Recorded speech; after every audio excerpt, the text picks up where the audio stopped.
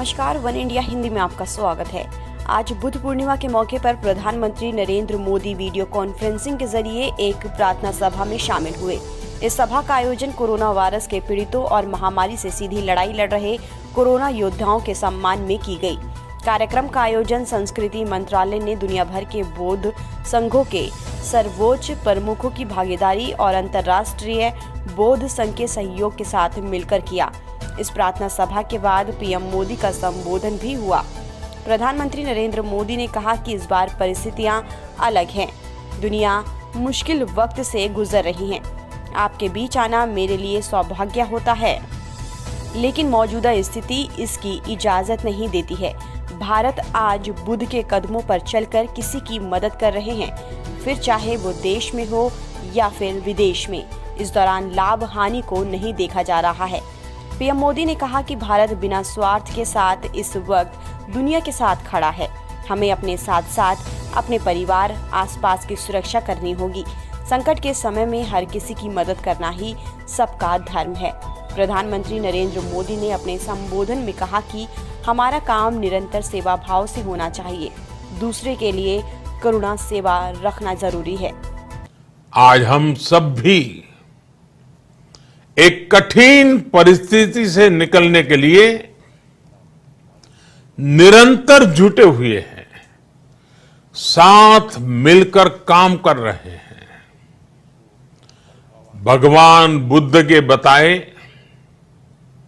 4 सत्य यानी दया, करुणा, सुख दुख के प्रति समभाव और जो जैसा है उसको उसी रूप में स्वीकारना, ये सत्य निरंतर भारत भूमि की प्रेरणा बने हुए है। आज आप भी देख रहे हैं कि भारत निस्वार्थ भाव से बिना किसी भेद के अपने यहां भी और पूरे विश्व में कहीं भी संकट में घिरे व्यक्ति के साथ पूरी मजबूती से खड़ा है। पीएम मोदी ने कहा, बुद्ध का दर्शन दुनिया को दिशा देगा। बुद्ध मजबूत इच्छा शक्ति से सामाजिक परिवर्तन की पराकाष्ठा है। भारत बिना स्वार्थ के साथ इस वक्त दुनिया के साथ खड़ा है। हमें अपने साथ साथ अपने परिवार, आसपास की सुरक्षा करनी होगी। प्रधानमंत्री ने कहा कि संकट के समय हर किसी की मदद करना ही सबका धर्म है।